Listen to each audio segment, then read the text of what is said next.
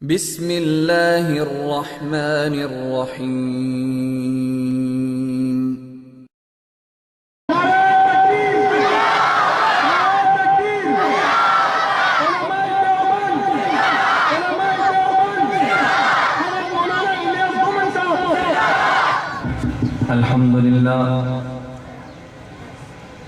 الحمد لله نحمده ونستعينه ونستغفره ونؤمن به ونتوكل عليه ونعوذ بالله من شرور أنفسنا ومن سيئات أعمالنا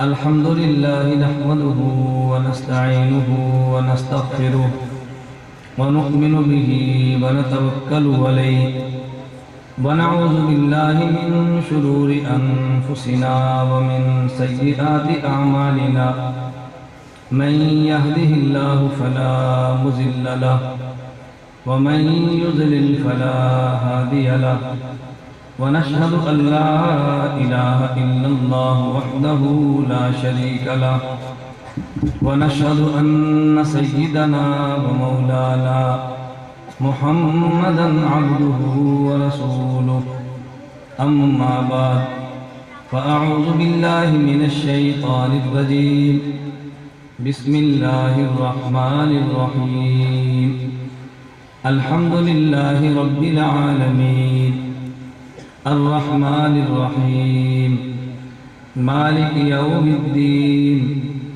إياك نعبد وإياك نستعين اهدنا الصراط المستقيم صراط الذين أنعمت عليهم غير المغضوب عليهم ولا الضالين عن علي رضي الله عنه قال سمعت رسول الله صلى الله عليه وسلم يقول إنها ستكون فتنة قلت وما المخرج منها يا رسول الله قال هو كلام الله فيه نبأ ما قبلكم وخبر ما بعدكم وحكم ما بينكم وهو الفصل ليس بالهزل من تركه من جبار قسمه الله ومن ابتغى الهدى في غيره أذله الله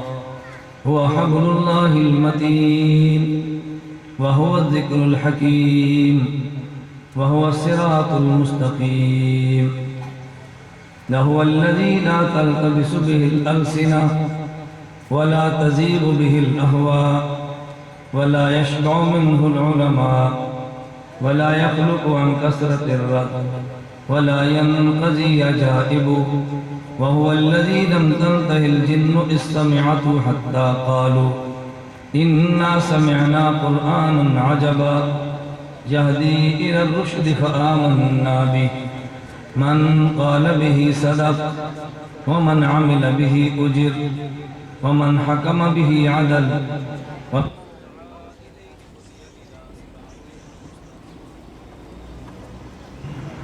يا رب صل وسلم دائما أبدا على حبيبك خير الخلق كلهم هو الحبيب الذي ترجى شفاعته لكل هول من الأهوال مقتحم اللهم صل على محمد وعلى آل محمد كما صليت على إبراهيم وعلى آل إبراهيم إنك حميد مجيد اللهم بارك على محمد وعلى آل محمد كما باركت على إبراهيم وعلى آل إبراهيم إنك حميد مجيد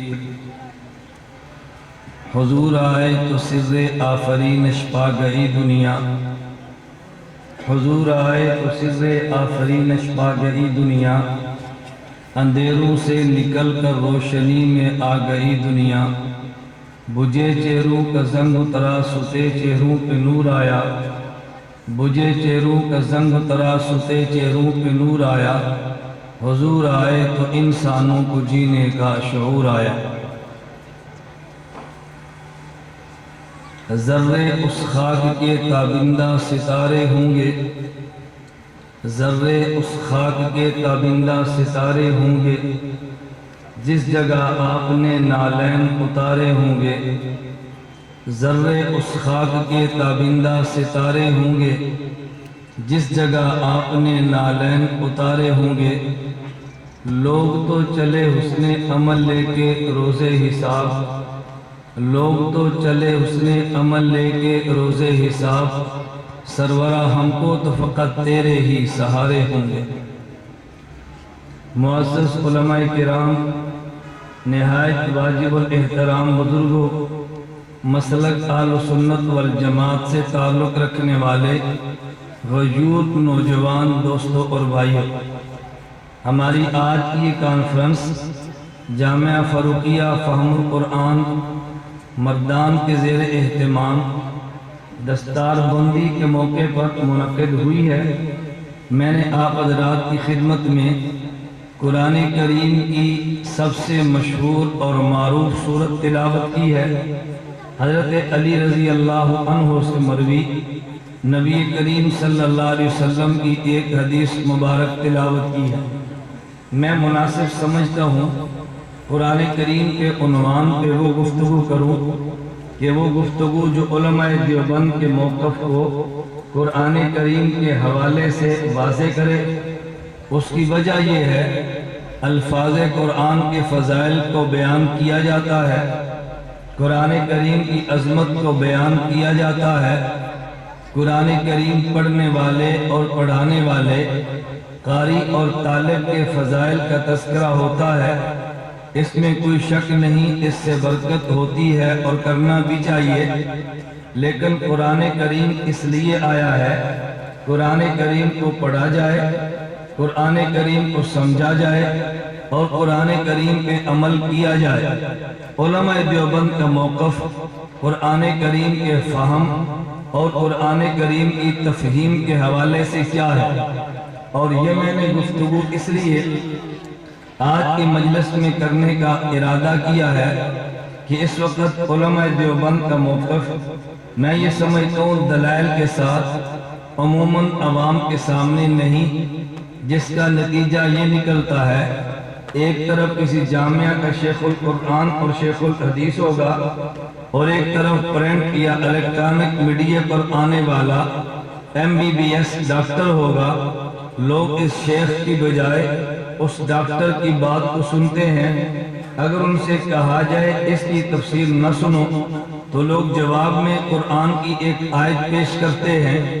اللہ رب العزت نے قرآن کریم میں فرمایا وَلَقَدْ يَسَّرْنَا الْقُرْآنَ، ہم نے قرآن کو آسان کیا ہے۔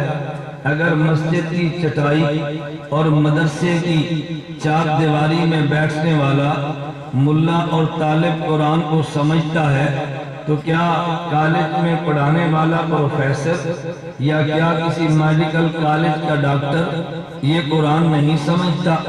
قرآن وہ بھی سمجھتا ہے، قرآن یہ بھی سمجھتا ہے۔ اور عجیب بات یہ ہے کہ جب قرآن کا سمجھنا اللہ نے آسان کر دیا ہے تو یہ دیوبند والوں نے موقف اختیار کیوں کیا ہے کہ قرآن کریم سمجھنا یہ بڑا مشکل ہے، مدرسے میں آنا پڑے گا، مدرسے کی چار دیواری میں چٹائی پہ بیٹھنا پڑے گا، وگرنہ قرآن سمجھ نہیں آتا، اور یوں ہر کسی کے پاس نہ جایا کرو۔ یہ موقف علماء نے کیوں اختیار کیا ہے؟ پنکھا سائڈ میں، یہ موقف علماء دیوبند نے کیوں اختیار کیا ہے؟ میں آگے چل کر آپ کی خدمت میں اس پہ دلائل پیش کروں گا کہ علماء کی موقف کی وجہ کیا ہے، لیکن ایک جملے کی وضاحت میں عرض کر دوں۔ عموماً ہمارے ہاں ایک جملہ بیان کیا جاتا ہے انظر الی ما قال ولا تنظر الی من قال، تم یہ دیکھو کہ کیا کہتا ہے اور یہ نہ دیکھو کہنے والا کون ہے۔ اور ہمارے بعض حضرات نے کہا کہ یہ جملہ تو ہمارے اکابر نے لکھا ہے، ہمارے مدارس کی داخل نصاب کتب میں درج ہے۔ میں کہتا ہوں ایک بات کو سمجھو، اگر ایک مدرسے میں طالب رہتا ہے اور اس مدرسے میں 20 علماء وہ صالح علماء ہیں، اور مؤتمم یہ کہتا ہے بھئی ان میں سے جس استاذ کے پاس بھی پڑھو تمہیں اختیار ہے، لیکن پڑھنا تم نے تفسیر کو ہے تو یہ بات الگ ہے کس ماحول میں جملہ کہا اس ماحول کو بھی تو سمجھو۔ یہ جملہ آج سے کئی سو سال قبل کہا گیا جب خیر کا دور تھا اور فکر بھی درست تھی، پڑھنے اور پڑھانے والے بھی صلح تھے، تو کہا یہ نہ دیکھو کیا کہتا ہے، تم یہ دیکھو، تم یہ نہ دیکھا کرو کہنے والا کون ہے، تم دیکھو کیا کہتا ہے، اس لیے کہ کہنے والے سارے ہی اچھے ہیں، ان میں جو جملہ بھی کہے گا قبول کریں گے۔ میں مثال کے طور پہ کہتا ہوں پیغمبر کے سارے صحابہ ہمارا ایمان ہے، نبی کے سارے صحابہ ہمارے لیے حجت ہیں، پیغمبر کے سارے صحابہ عادل ہیں، نبی کے سارے صحابہ محفوظ ہیں رضی اللہ عنہم۔ اب اصحاب پیغمبر کے بارے میں ہم یہ نہیں کہیں گے فلاں صحابی سے حدیث کو لے لو اور فلاں سے نہ لو، ہم نے کہنا یار یہ نہ دیکھو کہ کون سا صحابی حدیث بیان کرتا ہے، تم یہ تو دیکھو نبی کی بات کہتا ہے۔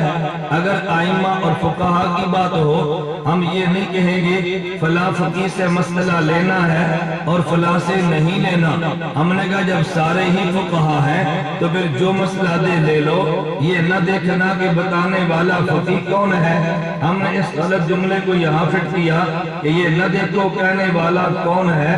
اگر MBBS ڈاکٹر ہو کس میں پیشاب اور خون چیک کرنا ہے، اگر وہ قرآن چیک کر کے مسئلہ دے تو وہ بھی لے لینا، یہ نہ دیکھو مسئلہ بتانے والا کون ہے، یہ دیکھو کیا کہتا ہے۔ اگر اس اصول کو مان لیا جائے تو امام مسلم جو کہتے ہیں لولا الاسناد لما کان الدین، اگر سند کا وجود نہ ہوتا دین کا وجود مٹ جاتا۔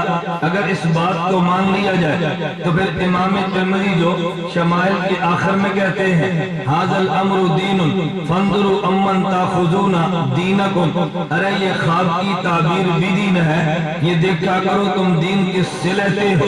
مجھے یہ بات سمجھ سے بالا تر ہے، اگر اس بات کو مان لیا جاتا تو محدثین ہر کسی سے حدیث کیوں نہیں لیتے؟ محدث پہلے یہ دیکھتا ہے حدیث دینے والا کون ہے اور پھر بعد میں حدیث کے الفاظ کو لیتا ہے۔ کیا آپ نے واقعہ پڑھا نہیں ہے؟ محدث اتنا لمبا سفر کر کے ملک شام میں جاتا ہے، محدث کا پتہ پوچھتا ہے اور خالی واپس لوٹنے لگتا ہے۔ کسی نے پوچھا حدیث لی ہے، فرمایا میں نے حدیث نہیں لی۔ پوچھا کیوں نہیں لی؟ انہوں نے کہا وجہ یہ ہے جب میں ان کی خدمت میں گیا وہ دامن پھیلا کے اپنے گھوڑے کو بلا رہے تھے، جب گھوڑا قریب آیا تو دامن کو جھٹک دیا اور گھوڑا پکڑ لیا، تو میں نے دیکھا جو خالی دامن لے کے گھوڑے کو دھوکہ دے سکتا ہے، جانور سے جھوٹ بول سکتا ہے، میرے پیغمبر پر بھی تو جھوٹ بول سکتا ہے نا۔ جو اپنی داڑھی کٹا سکتا ہے وہ نبی پہ جھوٹ بول سکتا ہے، جو عورتوں کے جھرمٹ میں مسئلہ بتاتا ہے مسئلے میں بددیانتی بھی کر سکتا ہے۔ میں یہ کہہ رہا تھا اس اصول کو سمجھو اور بلا وجہ اس اصول کو یوں عام نہ کرو، کبھی اصول صلحاء کے لیے ہوتا ہے، ہم اصول فساد پہ فٹ کرتے ہیں۔ اس کا معنی یہ نہیں ہے ہر کسی سے مسئلہ لو، یہ ان لوگوں کے بارے میں ہے کہ جب فقہا چار ہیں ہم کہتے ہیں یہ نہ دیکھو مسئلہ کس فقیہ سے لینا ہے، ان چاروں میں جس سے مسئلہ لوگے وہ ٹھیک ہوگا، لیکن یہ معنی ہر کسی پہ بیان کرنا خدا کی قسم بددیانتی ہے۔ اس لیے علماء دیوبند کا موقف یہ نہیں ہے کہ آپ جس سے چاہو لے لو۔ علماء دیوبند کہتے ہیں اگر علم پڑھنا ہے پہلے یہ دیکھنا استاذ کون ہے، اگر صالح ہو علم کو لینا ہے، اگر صالح نہیں ہوگا علم کو نہیں لینا۔ اس کی وجہ کہ صحبت اپنے اثرات مرتب کرتی ہے۔ اگر اہل دل کے پاس جاؤ گے تمہارا دل ٹھیک ہوگا، اگر اہل دل نہیں ہوں گے اپنا ایمان برباد کر بیٹھو گے۔ میں جملے کی وضاحت کے بعد کہتا ہوں توجہ رکھنا، آج دنیا میں جملہ کیا نکلتا ہے؟ علماء نے کہا جی قرآن ہم سے پڑھو، حدیث ہم سے سمجھو، ڈاکٹر کہتا ہے مجھ سے سمجھو، پروفیسر کہتا ہے مجھ سے سمجھو، تو لوگ کہتے ہیں حرج کیا ہے؟ آخر وہ بھی تو قرآن کی بات کہتا ہے، اگر وہ بھی تو قرآن کا ترجمہ کرتا ہے، وہ بھی تو حدیث ہی پڑھ کے دیتا ہے، کیا فرق پڑتا ہے اس سے؟ میں نے کہا نہ، ہمارے موقف کو سمجھو۔ یہ جو تم نے آیت پڑھی ہے بَلَغَدْ يَسَّرْنَا الْقُرْآنَ لِلذِّكْرِ فَهَلْ عالم مدگر۔ اللہ نے قرآن کو آسان کیا ہے، اس آیت کو بھی سمجھو، اور اس آیت کو سمجھنے کے لیے میں ایک مثال دیتا ہوں، میری مثال پہ توجہ کرنا۔ اب اگر میں آپ حضرات سے پوچھوں بھئی یہ بتاؤ سائیکل چلانا آسان ہے یا مشکل؟ بولیے، سائیکل چلانا آسان ہے یا مشکل؟ اور جہاز آپ کیوں کہتے ہیں مشکل؟ آپ نے چلانا سیکھا جو نہیں ہے۔ اب پائلٹ سے پوچھو جہاز چلانا آسان ہے یا مشکل، کیا جواب دے گا؟ آسان۔ توجہ رکھنا، اگر آدمی نے چلانا سیکھا ہو تو جہاز چلانا بھی آسان ہے، اگر چلانا نہ سیکھا ہو تو سائیکل چلانا بھی، توجہ رکھنا، سائیکل چلانا بھی مشکل ہے۔ اب اگر روٹیاں پکانا سیکھی ہوں تو 7 سال کی بچی کے لیے بھی روٹی پکانا آسان ہے، اگر نہ سیکھا ہو تو پھر 60 سال کی شیخ الحدیث کے لیے بھی مشکل ہے۔ روٹی پکانا سیکھ لو تو آسان ہے اور نہ سیکھو تو مشکل ہے۔ یہ معنی نہیں کہ قرآن کو ہم آسان اور مشکل کہتے ہیں، توجہ رکھنا۔ جب ہم یہ کہیں گے قرآن علماء سے سیکھو تو لوگ کہتے ہیں تم نہیں سمجھتے، علماء کے پیٹ کا مسئلہ ہے، علماء کی خواہش ہے کہ ہمارے پاس آئے، اگر ہمارے پاس نہ آیا، ڈاکٹر کے پاس چلا گیا، ہماری روٹیوں کا کیا بنے گا؟ نانا خدا کی قسم تو نے عالم پہ الزام لگایا ہے، تو نے عالم پہ بہتان باندھا ہے، تو عالم کی بات کو سمجھا ہی نہیں ہے۔ وَلَقَدْ يَسَّرْنَا الْقُرْآنَ، قرآن آسان تو ہے لیکن اس کے لیے آسان ہے جس نے قرآن کو سیکھا ہو۔ قرآن کریم اگر نہیں سیکھا تو 90 سال کا بوڑھا بھی نہیں پڑھ سکتا، اگر قرآن سیکھا ہے تو 7 سال کا لڑکا بھی قرآن پڑھتا ہے۔ ہم یہ نہیں کہتے قرآن مشکل ہے، ہم کہتے ہیں قرآن آسان ہے لیکن سیکھ لینے کے بعد آسان ہے، نہ سیکھا ہو تو قرآن بڑا ہی مشکل ہے، اگر سیکھا ہو تو قرآن بڑا ہی آسان ہے۔ یہ میں نے بات کیوں کی ہے؟ لوگ کہتے ہیں یار بات سمجھو، پہلے امت کو گمراہ کریں گے، گمراہ کرنے کے لیے پہلی سیڑھی ہوگی ان علماء سے کاٹ دو، ان علماء سے تعلق توڑ دو۔ اگر عالم سے تعلق ہوگا آدمی کبھی گمراہ نہیں ہوتا، اگر عالم کو چھوڑ دے گا گمراہی کے دروازے کھل جاتے ہیں۔ کیونکہ عالم سے کاٹنا ہے تو پہلا اسلحہ اور پہلا ہتھیار اور پہلا فائر یوں کریں گے، دیکھو یہ تمہارے مردان کے علماء کہتے ہیں قرآن بڑا مشکل ہے، اردو کی کتابوں سے سمجھ نہیں آئے گا، ہمارے پاس آگے سیکھو۔ اللہ کہتا ہے قرآن بڑا آسان ہے، مولوی کہتا ہے بڑا مشکل ہے، اللہ کہتا ہے بڑا آسان ہے۔ بتاؤ اللہ کی بات مانو گے یا مولانا کی؟ آپ نے کہنا جی میں تو اللہ کی بات مانوں گا، اس نے پہلے سمجھا لیا خدا کا موقف اور ہے اور مولانا کا موقف اور ہے۔ یہ بالکل ایسے ہے کہ جیسے ایک وہ بندہ جو فقہ تقلید کا انکار کرتا ہے، امام اعظم ابو حنیفہ نفر اللہ مربدہ کو نہیں مانتا، تو وہ دھوکہ یوں دیتا ہے کہ دیکھو بھائی بات یہ ہے کہ تم نے پیغمبر کی حدیث پہ عمل کرنا ہے یا امام اعظم ابو حنیفہ کی فقہ پہ عمل کرنا ہے، تو بندہ ایمان والا پیغمبر کے عشق میں غرق ہے، وہ کہتا ہے امام ابو حنیفہ اربوں ہو، حضور کے قدموں پہ قربان کیے جا سکتے ہیں، بھائی میں نے تو پیغمبر کا مسئلہ لینا ہے، مجھے ابو حنیفہ سے کیا لگے۔ لیکن یہی بات ہم سے پوچھے ہمارا جواب بڑا واضح ہوگا۔ ہم سے پوچھے بھائی تم امام ابو حنیفہ کے پاس جاتے ہو، کیا تم حدیث پہ عمل نہیں کرتے؟ تم نے حدیث کو چھوڑ کے ابو حنیفہ کو لیا ہے۔ میں نے کہا یار جھوٹ مت بولا کرو، بددیانتی سے کام مت لیا کرو، امت کو دھوکہ مت دو، ہم نبی پاک کی حدیث پہ عمل کرتے ہیں۔ بھائی پھر ابو حنیفہ کے پاس کیوں گئے ہو؟ میں نے کہا حدیث اللہ کے نبی کی ہے لیکن سمجھتے امام اعظم ابو حنیفہ سے ہے، جیسے آپ نے قرآن اللہ کا پڑھا ہے لیکن سمجھا قرآن کے قاری سے ہے، آپ نے قرآن اللہ کا پڑھا ہے لیکن قرآن کریم کے تلفظ کے لیے آپ قاری کے پاس گئے ہیں۔ اب اگر کوئی بندہ پوچھے بھئی قرآن اللہ کا پڑھنا ہے تو قاری کے پاس کیوں گیا ہے؟ آپ کہیں گے یار قرآن تو اللہ کا ہے لیکن قاری سے تو میں تلفظ کے لیے جاتا ہوں۔ بالکل اسی طرح اور بھئی قرآن تو اللہ کا تھا تو ترجمے کے لیے تو مسجد میں کیوں گیا ہے؟ ہم نے کہا تھا قرآن اللہ کا ہے لیکن ترجمہ امام سے سمجھنا ہے۔ ارے قرآن خدا کا ہے، الفاظ قاری سے لینے ہیں، قرآن خدا کا ہے، ترجمہ عالم سے لینا ہے۔ بالکل اسی طرح حدیث اللہ کے پیغمبر کی ہے اور معنی ابو حنیفہ سے لینا ہے۔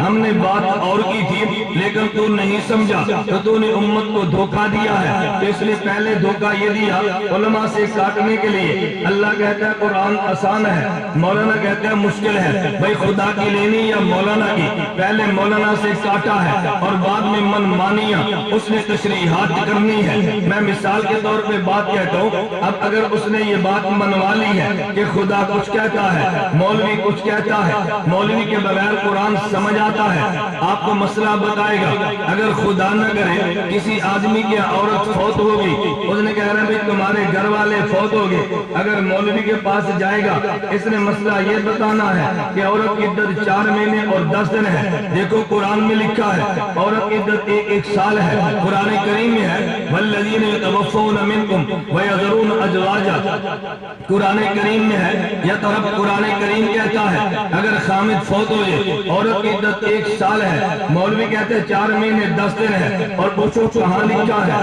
تو کہتا ہے کلیم الاسلام میں لکھا ہے، بہشتی زیور میں لکھا ہے، ہدایہ قدوری میں لکھا ہے۔ بتا مولوی کی بات ماننی ہے قرآن کی؟ بندہ کہے گا قرآن کی۔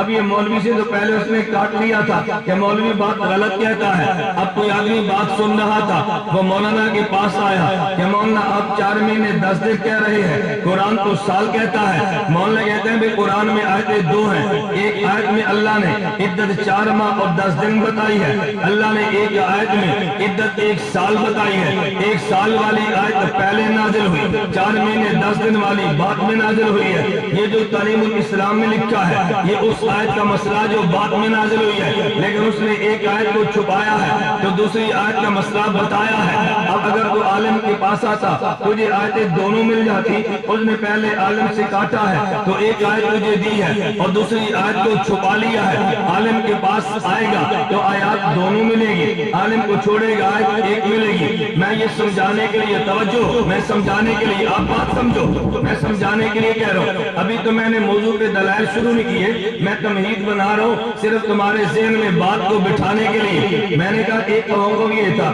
علماء سے قرآن سیکھو، ایک یہ تھا کہ پروفیسر سے بھی سیکھ لو، ڈاکٹر سے بھی سیکھو۔ ہم نے کہا نہ وہاں نہ جانا، قرآن ان کا حق ہے۔ اس نے دلیل میں آیت پڑھی تھی قرآن آسان ہے، ہم نے کہا قرآن آسان تو ہے لیکن سمجھ لینے کے بعد آسان ہے، اگر نہیں سمجھا قرآن بڑا مشکل ہے۔ باطل پہلی محنت یہ کرتا ہے عوام کو علماء سے کاٹ دو، پھر جو مسئلے چاہو گے بتا دو گے۔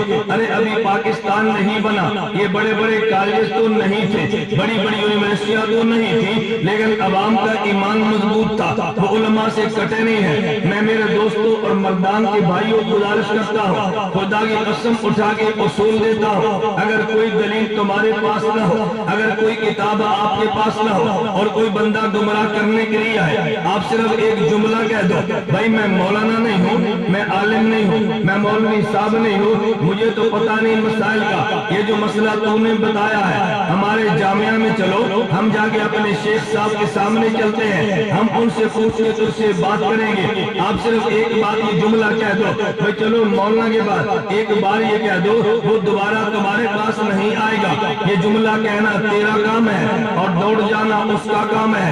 جیسے شیطان اذان کی آواز سن کے دوڑتا ہے، اس نے تیرا جملہ سن کے دوڑنا ہے۔ اس نے پہلے علماء سے دور کیا ہے، پھر تجھے بخاری اور مسلم کے حوالے دیے ہیں۔ اگر تو عالم کے پاس لے آتا کبھی بھی گمراہ نہ ہوتا۔ ہندوستان نہیں بنا، ادھر عیسائیوں نے محنت شروع کی ہے۔ ایک عیسائی نے ایک بابا جی کو پکڑا اور پکڑ کے کہنے لگا کہ بابا جی ایک بات تو بتاؤ، تمہیں قرآن پہ پورا اعتماد ہے؟ بابا جی فرمانے لگے مجھے قرآن پہ مکمل اعتماد ہے۔ کہتے عقیدہ تمہیں اپنا سمجھ آیا؟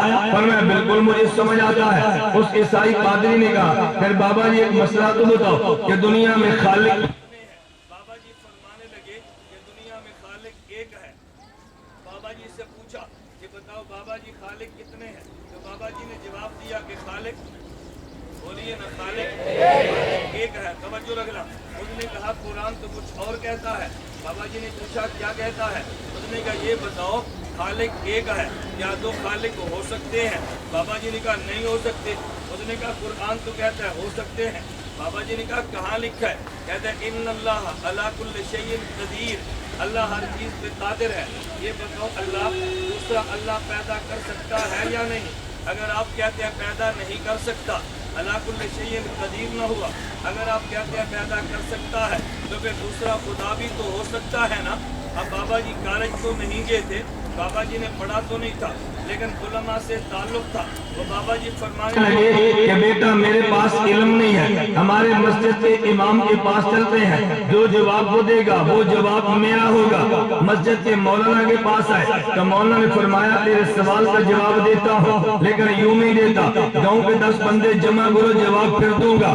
اگر میں نے خلوت میں دیا تو تو نے باہر جا کر کہنا ہے کہ مسلمانوں عالم جواب نہیں دے سکا, ہار گیا, 10 بندوں میں جواب دوں گا. وہ 10 بندے جمع ہوئے, اب مولانا نے پوچھا سوال کرو. وہ بندہ پادری کہنے لگا بتاؤ خدا کتنے ہیں؟ فرمایا ایک ہے. اس نے کہا یہ بتاؤ کیا 2 خالق ہو سکتے ہیں؟ فرمایا نہیں ہو سکتا. اس نے کہا جو ان اللہ علی کل شیء قدیر, اللہ قرآن میں کہتا ہے خدا اور خالق کو پیدا کر سکتا ہے, آپ بتاؤ. مولانا فرمانے لگے خالق تو ایک ہے, وہ دوسرا پیدا کر سکتا ہے. اس نے کہا جب پیدا کر سکتا ہے پھر دوسرا ہو بھی تو سکتا ہے نا. فرمایا خالق پیدا تو کر سکتا ہے مگر دوسرا خالق ہو نہیں سکتا, کیوں جب یہ خالق اسے وجود دے گا وہ از خود مخلوق بن جائے گا.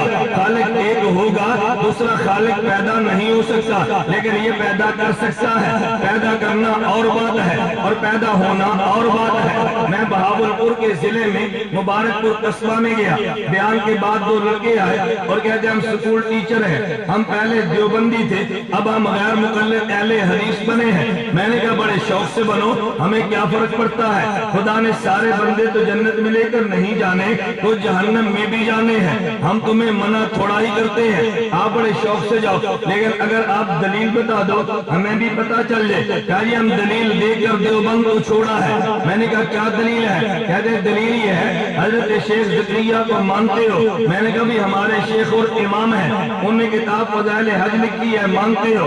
میں نے کہا مانتے بھی ہیں, فضائل حج کا دفاع بھی کرتے ہیں. اور میں مردان کے دوستوں تمہیں کہتا ہوں آپ سر اٹھا کے چلنا, علماء دیوبند کی عبارات میں کبھی پریشان نہ ہونا. کبھی علماء دیوبند کی عبارات میں الجھن آئے آپ اللہ خود جواب دو, علماء موجود ہیں, اور کبھی ہماری خدمات پیش آ جائے آپ کو بلا جھجک رابطہ فرمائیں, اور کبھی دیوبند کی عبارات میں الجھن کا شکار نہ ہونا. ہم اپنے اکابر کی عبارات کا دفاع کرتے ہیں. مجھے ایک بندہ کہنے لگا اور جی آپ امام قاسم نانوتوی کو مانتے ہیں؟ میں نے کہا جی ہاں. کہتے ہیں مولانا قاسم نانوتوی بڑے آدمی تھے. میں نے کہا بہت بڑے آدمی تھے. کہتے ہیں آپ بڑے آدمی کہتے ہیں, آپ بتائیں انسان ہونا عیب ہے یا فخر ہے؟ میں نے کہا انسان ہونا فخر ہے. کہتے ہیں مولانا قاسم نانوتوی کو اپنے انسان ہونے پر بھی فخر نہیں ہے. وہ کہتے ہیں اے کاش میں انسان نہ ہوتا, میں مدینے کا کتا ہوتا. میں نے کہا کہاں لکھا ہے؟ کہتے حضرت نانوتوی نے اپنے قصیدے میں کہا کہ میری دنیا میں خواہشیں تو بہت ہے لیکن امیدیں بھی بڑی ہیں, اور میری ایک خواہش یہ ہے اے کاش میں مدینے کی گلی کے کتوں کے ساتھ پھرتا اور میں مدینے میں مر جاتا, مجھے مدینے کے مور و مار کھا جاتے. آپ کہتے ہیں انسان بننا فخر ہے, اور جس نانوتوی کو تم امام کہتے ہو ارے وہ تو انسان ہونے کو بھی عیب سمجھتا ہے. وہ کہتے ہیں کاش میں جانور ہوتا. میں نے کہا جو جملہ تم نے نانوتوی کا لیا ہے اور اعتراض تم نے مولانا قاسم نانوتوی پہ کروایا ہے, یہ جملے خدا نے اصحاب پیغمبر کی زبان سے نکلوائے تھے اور اس لیے نکلوائے تھے. اگر کل اعتراض کرو گے تو جواب میں صحابہ کی زبان موجود ہوگی. کہتے ہیں کیا مانا؟ میں نے کہا امام سیوطی نے رحمت اللہ علیہ, امام سیوطی نے تاریخ الخلفاء میں لکھا ہے امام ابوبکر صدیق رضی اللہ عنہ نے ایک پرندے کو دیکھا اور پرندے کو دیکھ کر فرمانے لگے تو بالغ یا طیر, اے پرندے تجھے مبارک ہو, اے پرندے تجھے مبارک ہو, تاکل من الشجرۃ, تو درختوں سے کھاتا ہے, وتظل بالشجرۃ, درختوں کے سائے میں رہتا ہے, وتصیر الی غیر حساب, اور تیرا قیامت کو کوئی حساب نہیں ہوگا. یا لیت ابا بکر مثلک, اے کاش ابو بکر بھی تو جیسا پرندہ ہوتا. تو جو جواب صدیق اکبر کے جملے کا دے گا میں وہی جواب حضرت نانوتوی کے جملے کا دوں گا. مجھے ایک پاگل کہنے لگا حضرت رشید احمد گنگوئی نے اپنے شیخ حاجی امداد اللہ مہاجر مکی کو خط لکھا ہے اور فرمانے لگے حضرت میں کچھ بھی نہیں ہوں، میں کیا ہوں؟ حضرت نے اپنے شیخ سے لکھا حضرت میں کیا لکھوں؟ کچھ بھی نہیں، میں تو جھوٹا ہوں۔ انہوں نے کہا عجیب بات ہے، تم رشید احمد گنگوئی کو ثانی امام اعظم ابو حنیفہ کہتے ہو اور رشید احمد گنگوئی خود کو جھوٹا کہتا ہے، بھلا جھوٹا آدمی بھی فقیہ اور امام بن سکتا ہے؟ میں نے کہا اگر یہ اعتراض تو نے مولانا گنگوئی پہ کرنا ہے تو پھر صحیح مسلم کی حدیث اٹھا کے دیکھ لے، ابو بکر صدیق رضی اللہ عنہ بازار میں آئے ہیں، حضرت حنظلہ پیغمبر کے صحابی ملے، فرمایا حنظلہ کیا حال ہے؟ انہوں نے کہا یہ نافق حنظلہ، ارے حنظلہ تو منافق ہو گیا۔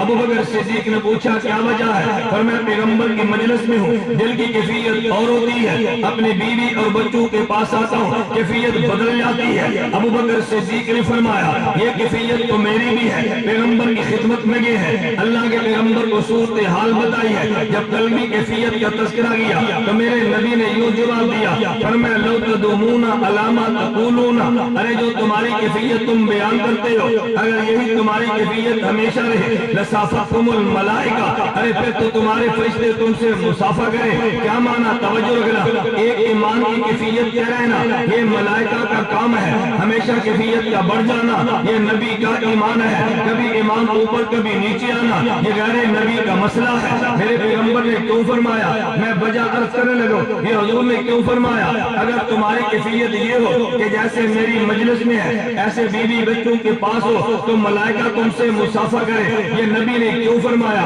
وجہ یہ ہے اللہ کے پیغمبر سمجھانا چاہتے ہیں ایمان کا ایک کیفیت کے رہنا یہ تو ملائکہ کا مسئلہ ہے، یہ تو غیر نبی بشر کا مسئلہ ہے ہی نہیں۔ میں نے کہا حضرت حنظلہ نے بھی کہا تھا نافق حنظلہ، تو پھر تو کہہ دینا حضرت حنظلہ الیاذ باللہ منافق تھے، کہتا ہے نہیں انہوں نے اپنی شان کے مناسب کہا تھا کہ جو ایمان ہونا چاہیے پیغمبر کی مجلس والا وہ باہر نہیں ہے۔ تو میں نے کہا مولانا گنگوئی بھی یہی بات کہتے ہیں، ہم نے عالم اربع میں کہا تھا وَإِذْ أَخَذَ اللَّهُ مِيثَاقَ النَّبِيِّينَ، جب عالم اربع میں کہا وَإِذْ أَخَذَ اللہ رب العزت نے حضرت آدم کی روح حضرت آدم کے وجود سے جب ان کی اولاد کی روح کو نکالا ہے الستُ بربکم کہا تھا، ہم نے کہا تھا بلا خدا تجھے مانیں گے تیرے احکام پہ عمل کریں گے، ادھر وعدہ تو کیا تھا ادھر کوتاہی ہو جاتی ہے کہ ہم نے جھوٹ تو نہیں بولا۔ میں نے کہا جو گنگوئی کا جملہ تھا خدا نے حضرت حنظلہ کی زبان سے نکلوایا ہے، حضرت ننوتوی کا جملہ تھا اللہ نے حضرت صدیق اکبر کی زبان سے نکلوایا ہے۔ میں نے کہا بتا تو صحیح ہمارے شیخ نے کون سا جملہ لکھا ہے؟ وہ مجھے کہنے لگا حضرت شیخ نے فضائل حج میں لکھا ہے ایک بندہ حج کے لیے جا رہا تھا اور راستے میں بیمار ہوا اور بیماری کی عالم میں دوائی بھی نہیں ہے، راستے میں ڈاکٹر بھی کوئی نہیں ہے اور ایک بندہ آیا،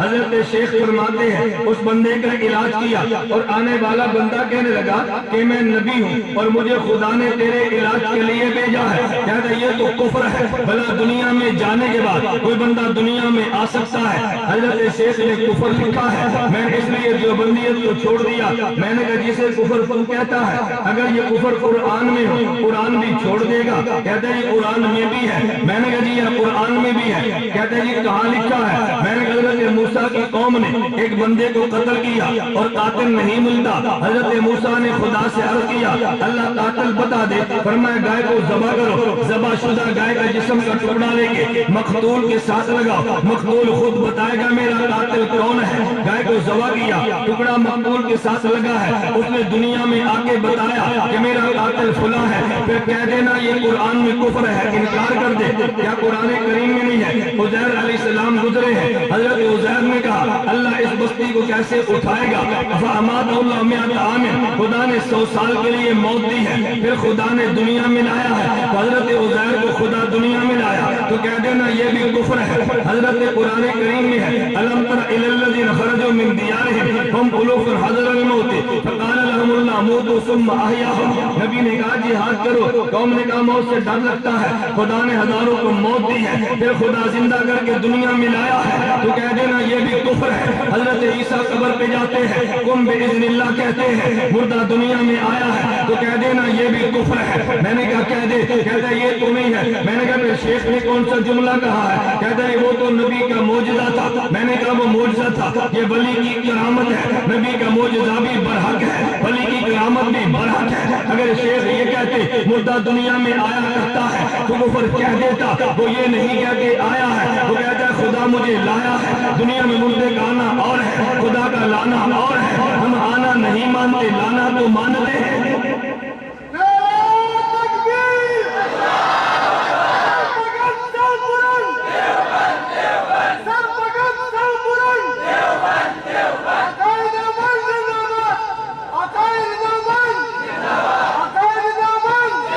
ارے آنا اور بات ہے، لانا بولیے نا، آنا اور بات ہے، لانا اور بات ہے۔ کیا قرآن میں نہیں ہے خدا نہیں لایا؟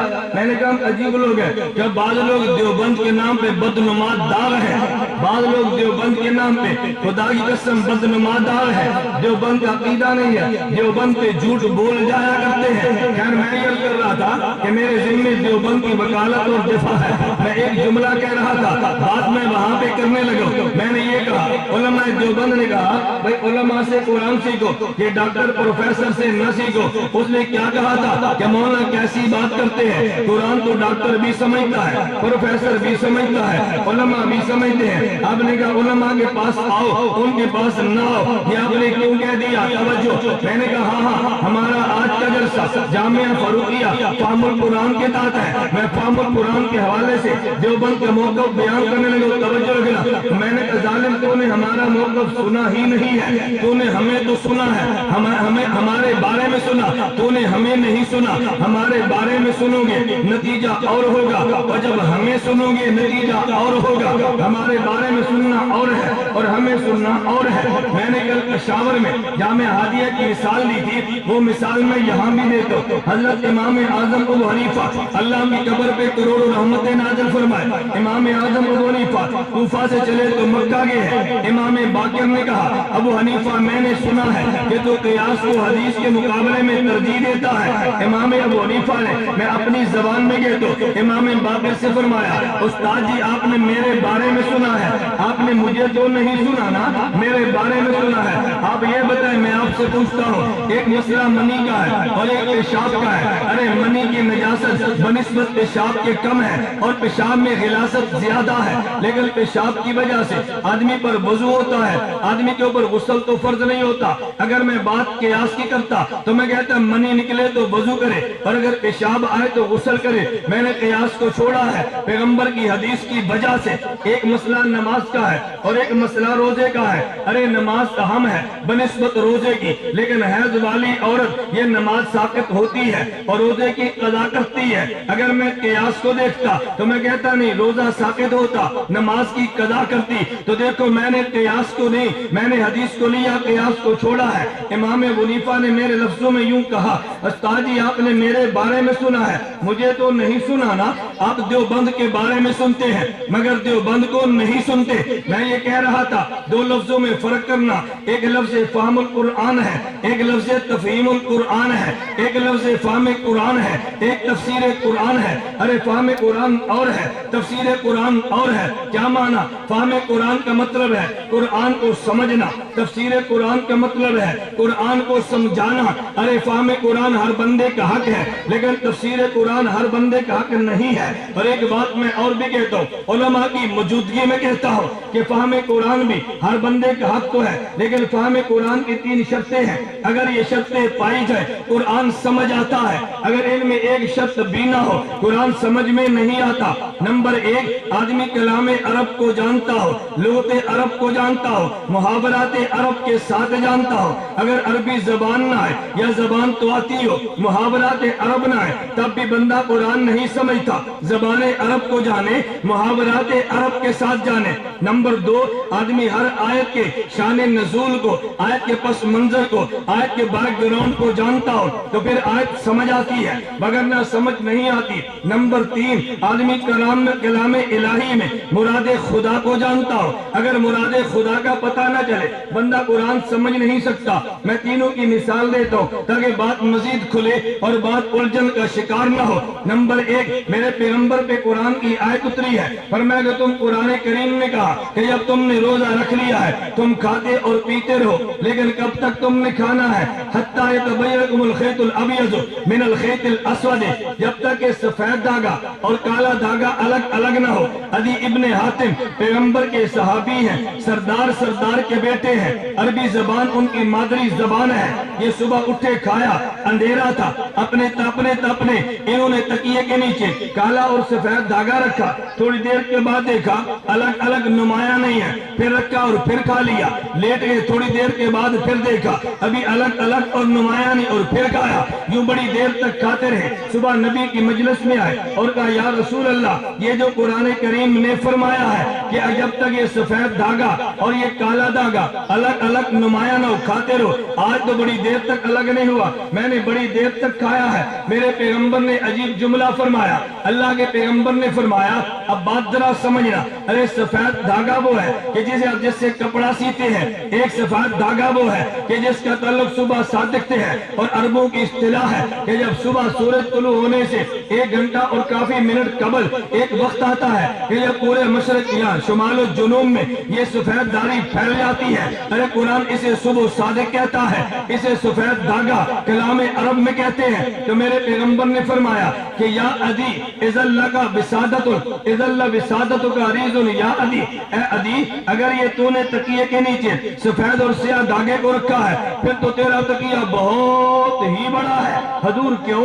فرمایا تو نے سفید دھاگا اس کو سمجھا ہے، ہم سفید دھاگا اسے کہتے ہیں۔ اب دیکھ حضرت عدی نے سفید اور سیاہ دھاگا وہ لیا جو لغت عرب میں کہتے ہیں، لیکن لغت عرب کے محاورے کو چھوڑا ہے۔ اب اگر لغت عرب معلوم ہو لیکن زبان عرب کا محاورہ نہ ہو، حضرت عدی بن حاتم رضی اللہ عنہ، عدی بن حاتم رضی اللہ عنہ یہ کلام عرب کو جاننے والا ہے، عربی مادری زبان ہے، تب بھی قرآن نہیں سمجھا۔ تو میرا دوست جب تک قرآن سمجھے گا اس وقت سمجھ آئے گا، عربی زبان بھی آتی ہو، عربی زبان کے محاورات بھی آتے ہو۔ نمبر 2 کہ قرآن کریم تب سمجھ آئے گا کہ بندہ آیت کے شان نزول بھی جانتا ہو۔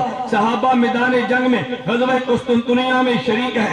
ابو ایوب انصاری رضی اللہ عنہ پیغمبر کے صحابی میدان جنگ میں ہے۔ ایک آدمی نے تلوار کو لیا اور دشمن کی فوجوں میں گھسا، پھر واپس آیا، پھر تلوار کو لیا، فوجوں میں گھسا، اکیلا ہزاروں سے لڑنے کی کوشش کرتا۔ ایک آدمی نے کہا ارے یہ خودکشی نہ کرنا، ہزاروں کی تعداد میں تو اکیلا کیسے لڑے گا؟ فرمایا میں نے کیا جرم کیا ہے؟ اس نے کہا اللہ قرآن میں یوں کہتے ہیں لا تلقوا بأیدیکم الی التہلکہ، ارے خود کو ہلاکت میں نہ ڈالو، تو خود کو ہلاکت میں ڈال رہا ہے۔ حضرت ابو ایوب انصاری نے فرمایا اوے قرآن کی تفسیر غلط نہ کرنا، جب یہ آیت اتری ہے تو موجود نہیں تھا، میں موجود تھا، مجھے معلوم ہے آیت کب اتری ہے۔ انصار صحابہ نے پیغمبر کا ساتھ دیا ہے، غزوات میں نکلے ہیں۔ بعد انصار صحابہ رضی اللہ عنہم نے کہا حضور اگر اجازت ہو، جہاد کی وجہ سے دین پھیلا ہے، ہم کچھ مزدوریاں بھی کر لیں، اپنی کھیتی باڑی بھی کر لیں، ذرا دکانوں کو دوبارہ آباد کر لیں۔ قرآن کی آیت اتری ہے لا تلقوا بأیدیکم الی التہلکہ، ارے 1000 کے مجمع میں ایک کا نکلنا یہ ہلاکت نہیں ہے، بلکہ جہاد چھوڑ کے گھر بیٹھ جانا ارے ہلاکت یہ ہے۔ اگر صحابی قرآن نہ سمجھاتا تو سمجھ نہیں آیا، قرآن تب سمجھ آتا ہے، آیت کا شان نزول بھی تو پتا چلے نا۔ نمبر 3 قرآن تب سمجھ آتا ہے اللہ کی مراد کا پتا چلے، ہم نے اللہ کی بات کو سنا بھی نہیں، اللہ کی ذات کو دیکھا بھی نہیں، تو پھر یہ تو بتاؤ اللہ کی مراد کا پتا کیسے چلے گا؟ اگر اللہ کی مراد کو لینا ہو تو پھر پیغمبر کے پاس جانا پڑے گا، ارے اس کی وجہ یہ ہے محمد الرسول اللہ یہ پیغمبر کا نمائندہ حضور ہے۔ میں ایک جملہ اور کہتا ہوں اگر آپ کا ذوق تازہ ہو، میں عقیدے کے حوالے سے کہتا ہوں، ایک معاملہ نبی کا ہے، ایک معاملہ نبی کے صحابی کا ہے۔ ارے نبی کو نمائندہ خدا کہتے ہیں اور صحابی کو نمائندہ مصطفیٰ کہتے ہیں۔ ارے صحابی نمائندگی نبی کی کرتا ہے اور نبی نمائندگی خدا کی کرتا ہے۔ اللہ نے قرآن میں محمد الرسول اللہ کہہ کے بتایا میرا پیغمبر نمائندہ ہے، لیکن جب صحابہ کی باری آئی ہے اب اس مضمون کو چھیڑو تو وقت زیادہ گزرے گا۔ میں صرف ایک مثال دیتا ہوں، حضرت عثمان رضی اللہ عنہ حدیبیہ کے موقع پر ہے، عثمان مکہ میں گئے ہیں۔ حضرت انس بن مالک کہتے ہیں ان عثمان کانا رسول اللہ ہے، ارے حدیبیہ میں محمد نمائندے خدا کے ہیں اور مکہ میں نمائندے حضرت عثمان پیغمبر مصطفیٰ کے ہیں۔ یہی وجہ ہے کہ جب مکے والوں نے مشہور کیا عثمان کو شہید کر دیا گیا ہے، میرے نبی نے ہاتھ بڑھایا، فرمایا میرے ہاتھ پہ تم میری بیعت کرو۔ یہ بیعت کرنے والے نبی کے صحابہ نبی کے ہاتھ ہاتھ پہ بیعت کرتے ہیں. میرے نبی نے قرآن نے کہا ان الذین یبایعونک انما یبایعون اللہ. میرے پیغمبر یہ بیعت تیری نہیں میری کرتے ہیں. اور جب سب صحابہ نے بیعت کر لی ہے تو میرے نبی نے بایاں ہاتھ اوپر رکھا, فرمایا یہ ہاتھ میرا نہیں عثمان کا ہے. تو پھر مردان کے سنیو اس کی وجہ پہ غور کرنا, اللہ نے نبی کی بیعت کو اپنی بیعت کیوں فرمایا ہے؟ نبی نے اپنے ہاتھ کو عثمان کا ہاتھ کیوں قرار دیا ہے؟ ارے وجہ یہ ہے کہ پیغمبر نمائندہ خدا کا ہے اور عثمان نمائندہ مصطفیٰ کا ہے, اس لیے خدا نے پیغمبر کے ہاتھ کو اپنا ہاتھ کہہ دیا اور اس پیغمبر نے حضرت عثمان کے ہاتھ کو اپنا ہاتھ کہہ دیا ہے. ہم دیوبند والے نبی کو نمائندہ خدا کہتے ہیں, ہم دیوبند والے اور صحابہ کو نمائندہ مصطفیٰ کہتے ہیں. ہم نے کہا یہ نمائندہ خدا ہے اور وہ نمائندہ مصطفیٰ ہے. توجہ رکھنا, میں ایک جملہ کہنے لگوں, میرے جملے پہ غور کرنا. علماء دیوبند کا عقیدہ ہے کہ نبی معصوم ہے, صحابی محفوظ ہے, لیکن وہ تب ہے جب صحابی اکیلا ہو. صحابی اکیلا ہو یہ محفوظ بھی ہے, اکیلا ہو تو مومن بھی ہے, اکیلا ہو تو حجت بھی ہے, لیکن سب صحابہ جمع ہو جائے تو ایسے ہی معصوم ہے جیسے نبی معصوم ہے. ارے وجہ یہ ہے کہ نبی کا نبی اکیلے خدا کا نمائندہ ہوتا ہے, نبی معصوم ہے, لیکن صحابی سارے مل جائیں تو مکمل نمائندگی پیغمبر کی کرتے ہیں. تو جیسے پیغمبر معصوم ہے صحابہ جمع ہو جائے تو یہ بھی معصوم ہے. میں سمجھانے کے لیے ایک جملہ کہا کرتا ہوں, ارے نبی کو آفتاب ہدایت کہتے ہیں, صحابہ کو نجوم ہدایت کہتے ہیں. یہ جملہ کیوں کہتے ہیں؟ ارے اصول یہ ہے کہ جب چاند بکھرتا ہے تو پھر ستارے بن جاتے ہیں, اور جب ستارے سمٹتے ہیں تو پھر چاند بن جاتا ہے. جب نبوت بکھرتی ہے تو پھر صحابہ بن جاتے ہیں, جب صحابہ سمٹتے ہیں تو نبوت بن جاتی. جب چاند بکھرتا ہے تو پھر ستارے بن جاتے ہیں, اور جب ستارے سمٹتے ہیں تو پھر چاند بنتا ہے. جب نبوت بکھرتی ہے تو صحابہ بنتے ہیں, جب صحابہ سمٹتے ہیں تو نبوت بنتی ہے. اس لیے نبی اکیلا معصوم ہے, اور جب وہ سارے جمع ہو جائے تو وہ نبی کی طرح معصوم ہے. نبی کو نمائندہ خدا کہتے ہیں, صحابی کو نمائندہ مصطفیٰ کہتے ہیں. اگر قرآن سمجھ نہ ہو, خدا کی مراد چاہیے, لیکن مراد تجھے کون بتائے گا؟ یہ نبی ہی بتائیں گے. دلیل کے طور پہ کہتا ہوں, اللہ نے قرآن کی آیت نازل کی, الذین آمنوا ولم یلبسوا ایمانهم بظلم. کوئی شخص ایمان لایا, ایمان کے ساتھ ظلم نہیں ملایا, امن بھی ملے گا, ہدایت بھی ملے گی. پیغمبر کے صحابی آگے, حضور ظلم تو کہتے ہیں کچھ کمی اور بیشی کو, اینا لم یظلم شیئا, ہم میں سے کون سا وہ بندہ ہے جو کمی اور بیشی نہ کرے, پھر ہمیں امن نہیں ملے گا. توجہ رکھنا, میرے پیغمبر نے سمجھایا, اور نہیں بھائی نہیں, یہاں ظلم کا معنی وہ نہیں ہے جو تم سمجھے ہو. ارے ظلم کا معنی وہ ہے جو حضرت سورہ لقمان میں حضرت لقمان نے اپنے بیٹے سے کہا تھا, یا بنی لا تشرک باللہ ان الشرک لظلم عظیم. یا ظلم کا معنی شرک ہے. اب آیت کا معنی یوں بنے گا, الذین آمنوا ولم یشرکوا باللہ شیئا اولئک لهم الامن وهم مہتدون. کہ جو ایمان لایا اور شرک نہ کیا, امن بھی ملے گا, ہدایت بھی ملے گی. تو یہ مراد خدا کو بتانے والا پیغمبر ہے. اب میں بات کہتا ہوں, قرآن کو سمجھنا ہر بندے کا حق ہے, لیکن قرآن سمجھنے کے لیے 3 شرطیں ہیں. نمبر 1, آدمی لغت عرب کو محاورات کے ساتھ جانتا ہو. نمبر 2, آدمی آیات کا شان نزول جانتا ہو. نمبر 3, آدمی مراد خدا کو جانتا ہو. یہ لغت عرب سمجھ آئے گی تو میں لغت والوں سے, اور شان نزول سمجھ آئے گا پیغمبر کے صحابہ سے, اور مراد خدا سمجھ آئے گی پیغمبر کی ذات گرامی سے. اس لیے علماء دیوبند کہتے ہیں قرآن تب سمجھ آئے گا, نمبر 1 عربی زبان بھی آتی ہو, نمبر 2 پیغمبر کے صحابہ سے بھی تعلق ہو, نمبر 3 نبی کی ذات سے بھی ہو. عربی زبان نہ ہے تب بھی قرآن سمجھ میں نہیں آتا, اگر صحابہ سے تعلق نہ ہو تب بھی قرآن سمجھ نہیں آتا, اگر پیغمبر کی ذات سے تعلق نہ ہو تب بھی قرآن سمجھ نہیں آتا. یہ قرآن سمجھنا تو ہر بندے کا حق ہے, لیکن یہ جو پروفیسر بیٹھا ہے قرآن سمجھنے کے لیے نہیں, قرآن سمجھانے کے لیے بیٹھا ہے. یہ جو ڈاکٹر بیٹھا ہے قرآن سمجھنے کے لیے نہیں, قرآن سمجھانے کے لیے بیٹھا ہے. ارے سمجھنے کے اصول اور ہے, سمجھانے کے اصول اور ہے. توجہ رکھنا, آپ میں کتنے وہ لوگ ہوں گے جو وکالت کو بھی جانتے ہیں, لا کو بھی جانتے ہیں, پاکستان کے قانون کو بھی جانتے ہیں. میں کہتا ہوں 2 باتیں الگ ہیں, ایک ہے پاکستان کے قانون کو سمجھنا, ایک ہے پاکستان کے قانون کی شرح کرنا. جو بندہ پاکستان میں رہتا ہے سمجھنا اس کا حق ہے, لیکن قرآن کی شرح کرنا, یہ قانون کی شرح کرنا, یہ ہر بندے کا حق نہیں ہے. میں اس پہ بھی بات کہتا ہوں, ارے جو بندہ پاکستانی ہے قانون سمجھنا اس کے ذمے ہے، اگر قانون نہ سمجھے اور غلطی کرے عدالت سزا دیتی ہے، اس لیے معاف نہیں کرتی کہ جی مجھے قانون کا پتہ نہیں تھا۔ کوئی بندہ موٹر وے پہ چڑھے اور بیلٹ نہ باندھے، اور اگر موٹر وے والے روکے کہ آپ نے بیلٹ کیوں نہیں باندھا، کہ جی مجھے پتہ نہیں تھا، انہوں نے کہا تجھے پتہ نہیں تھا تو موٹر وے کا مزہ لینے کے لیے موٹر وے پہ چڑھا کیوں ہے؟ تو پھر تو جی ٹی روڈ سے لاہور چلا جاتا نا۔ اگر موٹر وے پہ آنا ہے تو موٹر وے کے قانون کو سمجھ کر آنا ہے۔ اگر کوئی بندہ دنیا کے ملک میں جائے، کسی ملک میں جائے، اس ملک کے قانون کو سمجھنا اس کے ذمے ہے۔ بالکل اسی طرح اگر کلمہ پڑھ کے مسلمان ہوا ہے تو پھر قرآن سمجھنا بھی اس کے ذمے ہے، لیکن سمجھنا اور ہے، سمجھانا اور ہے۔ توجہ رکھنا، یہ پاکستان کے قانون کو سمجھنا ہر بندے کا حق ہے، لیکن قانون کو سمجھانے کے لیے 3 شرطیں ہیں۔ نمبر ایک بندہ لا بھی کرے، نمبر 2 لا کی ڈگری بھی لے، اور نمبر 3 اس بندے کو ہائی کورٹ اتھارٹی بھی دے کہ تو قانون کی شرح کر سکتا ہے۔ اگر یہ 3 شرطیں نہ ہو بندہ قانون کی شرح نہیں کر سکتا۔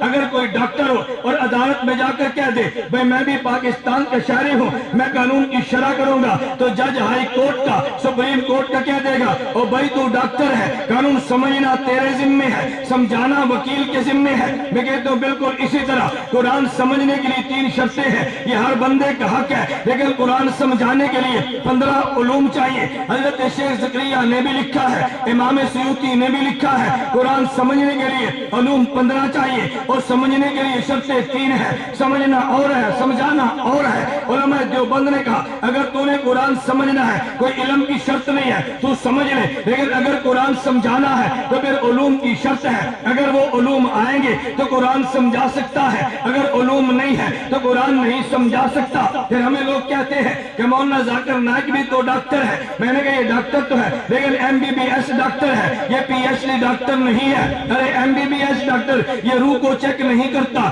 یہ دلوں کو چیک نہیں کرتا، ظالم یہ تو پخانہ پیشاب اور خون کو چیک کرتا ہے۔ ارے اس کے ذمہ کام اور ہے، عالم کے ذمہ کام اور ہے۔ اگر تو نے مسئلہ چیک کرانا ہو تو پھر فہم القرآن میں آ، اور اگر تو نے پیشاب چیک کرانا ہو تو پھر فون ذاکر نائک کو کرنا۔ مسئلہ چیک کرانا ہمارے پاس آ، خون چیک کرانا تو اس کے پاس جا۔ فہم قرآن اور ہے، تفہیم قرآن اور ہے۔ فہم قرآن اور ہے، تفہیم قرآن اور کئی بندے وہ ہیں تفہیم قرآن کی کوشش کی ہے مگر ظالم نہیں کر سکا، نہیں سمجھے، نہیں کر سکا۔ آپ کو جی کون ہے؟ ابو العلا مودودی، تفہیم القرآن لکھی ہے، تفسیر لکھی، نام تفہیم القرآن رکھا ہے۔ مودودی صاحب کے کو ماننے والے ہوں، ناراض نہ ہوں، میری دلیل پہ غور کریں۔ مجھے ایک بندہ کہنے لگا کہ مولانا یہ جو ابو العلا مودودی صاحب نے تفہیم القرآن لکھی ہے کیسی تفسیر ہے؟ میں نے کہا ہمارے کہتے ہیں آغاز تو بسم اللہ، انجام خدا جانے۔ مودودی صاحب نے تو بسم اللہ ہی کی تفسیر غلط کی ہے، اگلی بات کیا دیکھے؟ کہتا جی بسم اللہ کی غلط کی ہے۔ میں نے کہا جی ہاں۔ کہتے جی کیسے؟ میں آپ تمام احباب سے کہتا ہوں گھر جاؤ تفہیم القرآن دیکھو اور بسم اللہ کی شرح دیکھو۔ مودودی صاحب کہتے ہیں بسم اللہ الرحمن الرحیم، ایک لفظ رحمان ہے، ایک لفظ رحیم ہے۔ کہتے ہیں ان دونوں میں فرق کیا ہے؟ کہ جیسے آپ اپنی زبان میں کہتے ہیں نا کالا شاہ، کیا کہتے ہیں؟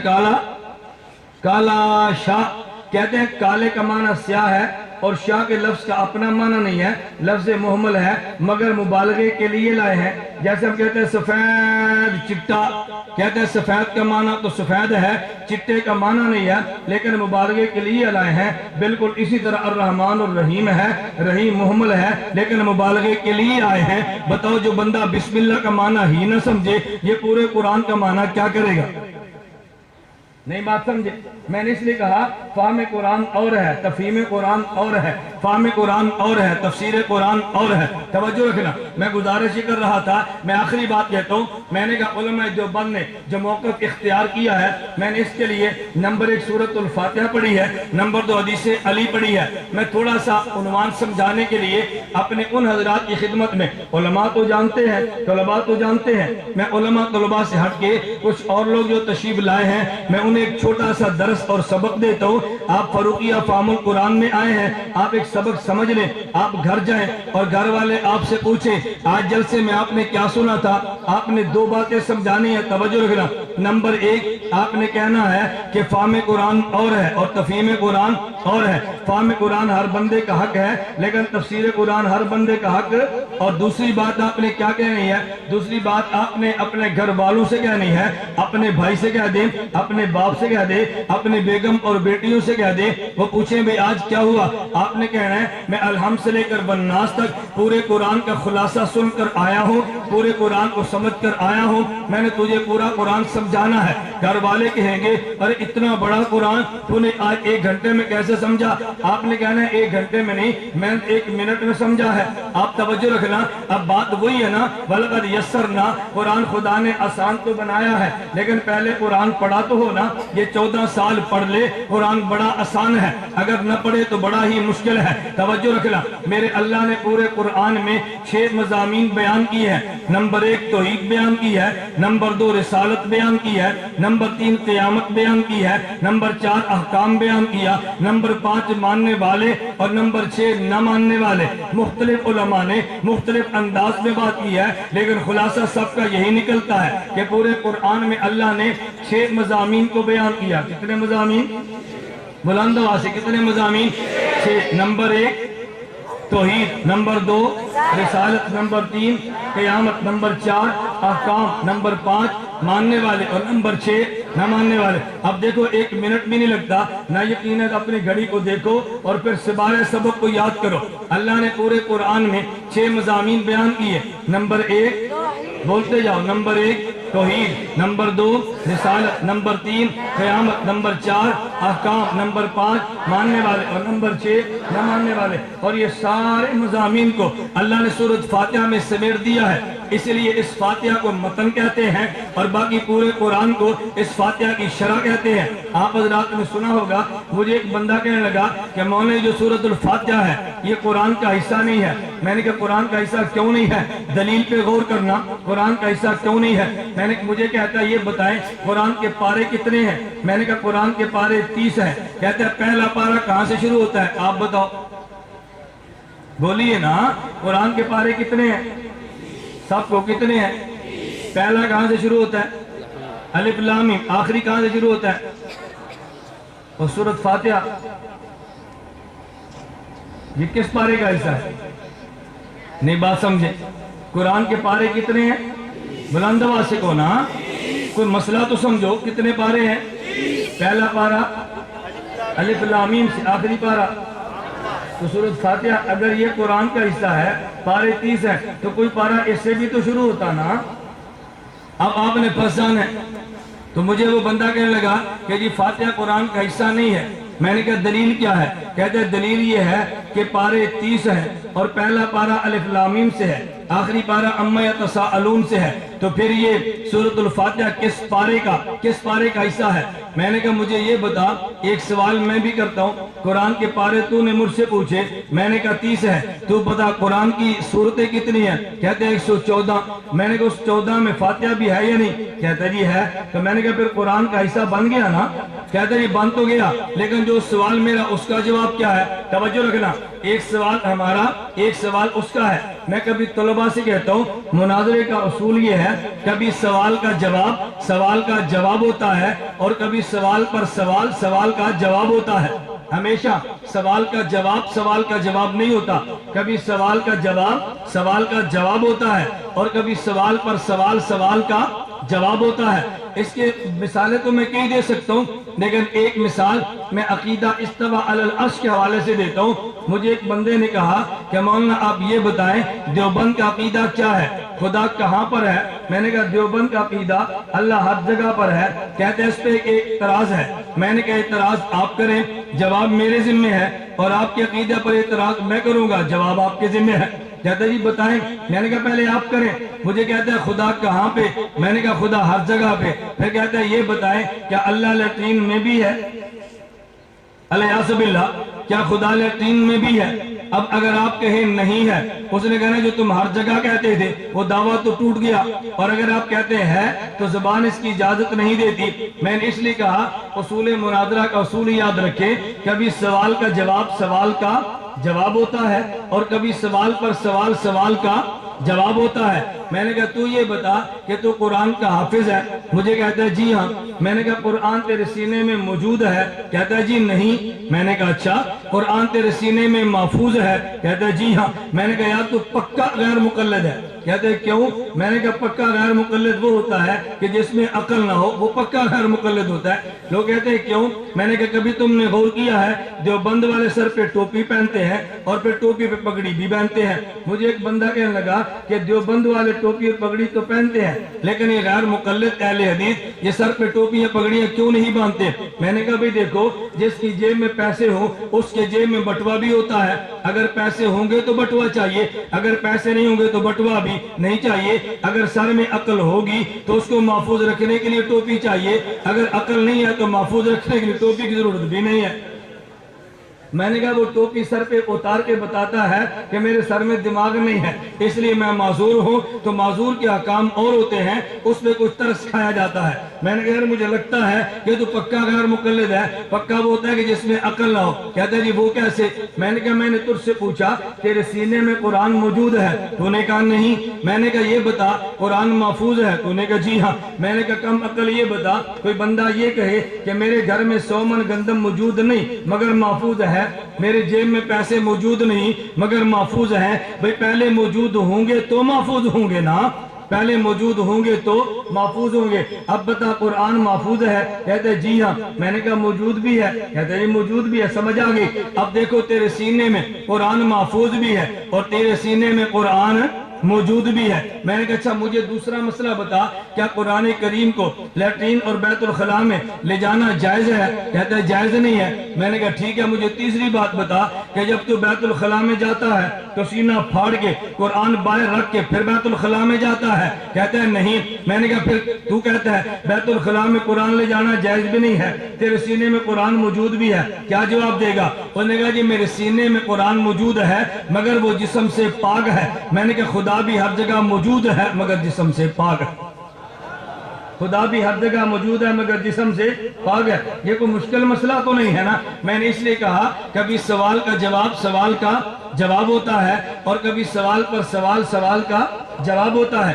مجھے ایک بندہ کہنے لگا کہ مولانا یہ جو آپ عذاب قبر کی بات کرتے ہیں، میں نے کہا نہ ہم نہیں کرتے، یہ تو اللہ کرتے ہیں، ہم تو اللہ کی بات کو بیان کرتے ہیں۔ مجھے وہ کہنے لگا عذاب قبر قرآن میں ہے؟